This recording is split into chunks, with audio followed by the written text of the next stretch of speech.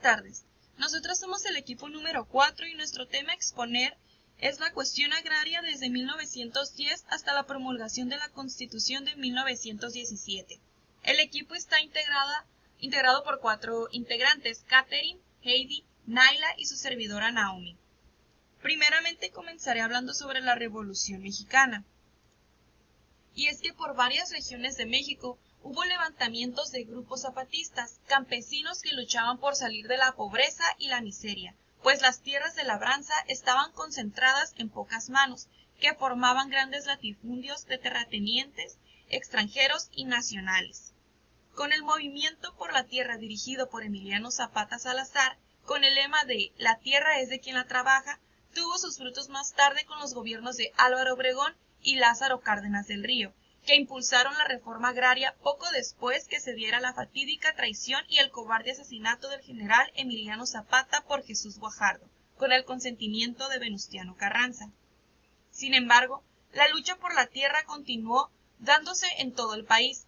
Surgió en el año de 1948 la Unión General de Obreros y Campesinos de México, a iniciativa de Vicente Lombardo Toledano, y el dirigente de esta organización de obreros y campesinos fue Jacinto López Moreno. La lucha fue frontal contra los latifundistas y terratenientes, principalmente extranjeros, que poseían las mejores tierras de riego. Al mismo tiempo, se daba la lucha por los derechos de los mineros en tenaz pelea por conquistar mejores condiciones de vida. Mucho tiempo tuvo que pasar para que las campesinas y los campesinos de México al fin vieran hecha realidad el reparto paulatino de los ejidos y parcelas. Estas eran entregadas por el Estado como un usufructo y el cual era heredado de padres a hijos y así sucesivamente.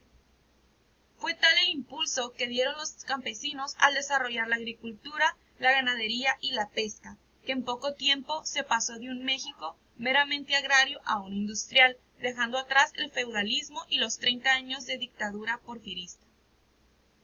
Los enemigos del pueblo de México y el proceso social acechan día y noche.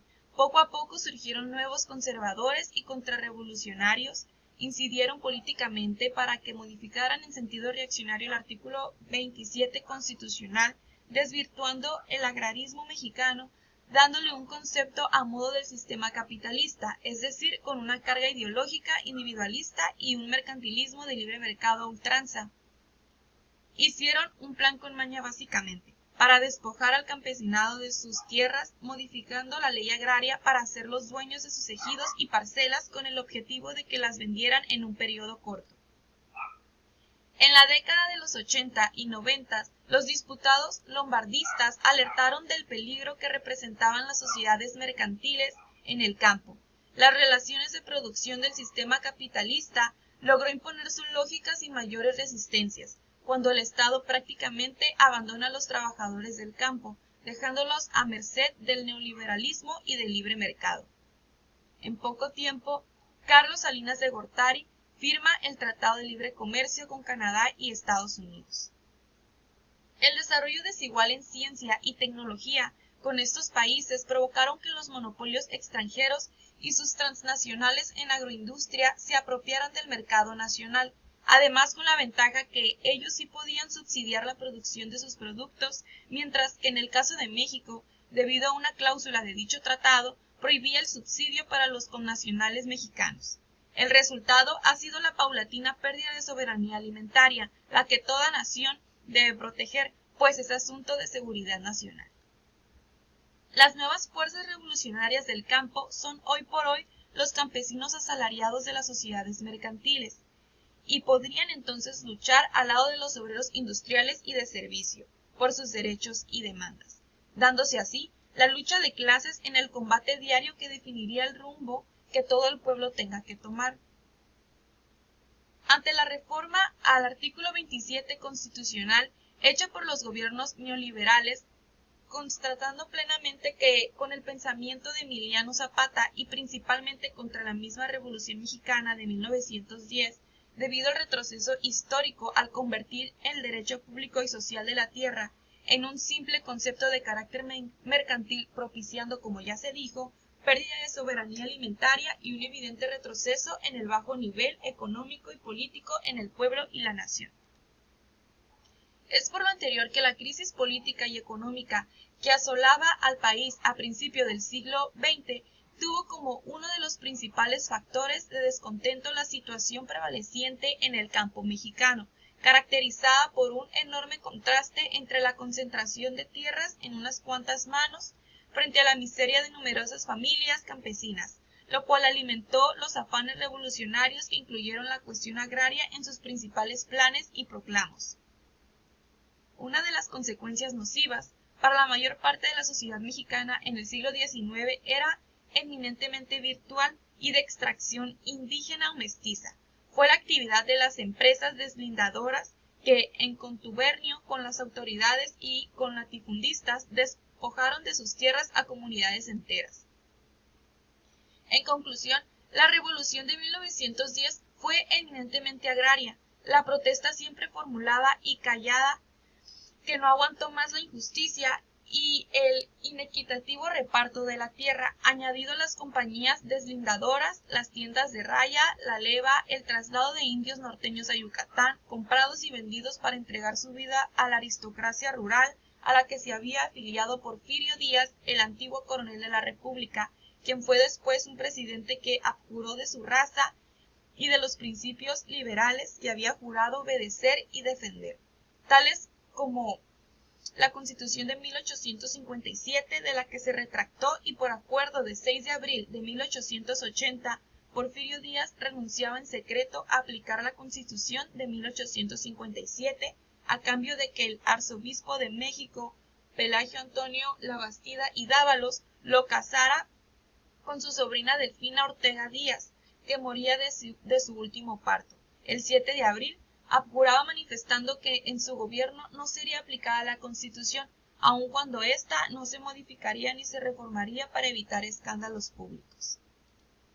Además, el arzobispo Labatista exigió al presidente de la República que lo anterior constara por escrito del puño y letra de Díaz. Ahora bien, el segundo tema a tratar es sobre los hermanos Flores Magón. Y a grosso modo investigué que ellos aportaron ideas para mejorar las condiciones laborales de obreros y campesinos. Ricardo Flores Magón fue un decidido opositor de la dictadura porfirista y estableció desde una posición anarquista el sueño alternativo para el progreso y la felicidad de los mexicanos. Bajo el lema Reforma, Libertad y Justicia, los hermanos Flores Magón, Jesús, Ricardo y Enrique, constituyeron el Partido Liberal Mexicano, el cual tuvo que ser concebido desde el extranjero para evitar los atentados porfiristas.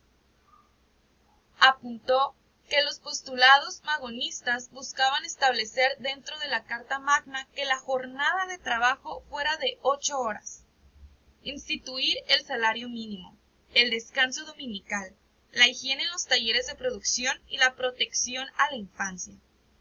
Además, planteó la abolición de las deudas de los campesinos con sus amos y, en cuanto a las tierras, se exigía a los dueños hacerlas productivas, y si no, serían incautadas por el Estado y repartidas. Ricardo Flores Magón se dice que fue el alma mater de la Revolución Mexicana y apóstol de la libertad, pues gracias a su labor demoledora fue posible el derrumbamiento de la dictadura. Este personaje fundó con su hermano Jesús el periódico Regeneración, cuyo primer número apareció el 7 de agosto de 1900 y desde cuyas páginas se fustigó permanentemente el porfiriato. Debido a ello, tuvo que exiliarse en 1904 a Estados Unidos, en la ciudad de San Luis, Missouri. Cada vez más cercano al socialismo anarquista, su partido estuvo detrás de las huelgas de la localidad minera sonorense de Cananea y de la zona industrial veracruzana de Río Blanco, violentamente reprimidas por el gobierno de Díaz. Tras sufrir un régimen carcelario cruel y despiadado, murió casi ciego el 20 de noviembre de 1922 en la penitenciaría de Kansas. Su ideología influyó en los diputados constituyentes Francisco Múgica y Heriberto Jara, presidentes de las dos comisiones constitucionales de Querétaro de 1916, por lo que este pensador liberal social logró modificar los ánimos políticos. Los hermanos Flores Magón fueron los propulsores de la primera organización de ligas agrarias, dando origen a la Liga Nacional Agraria, que posteriormente se convertiría en Confederación Campesina de México.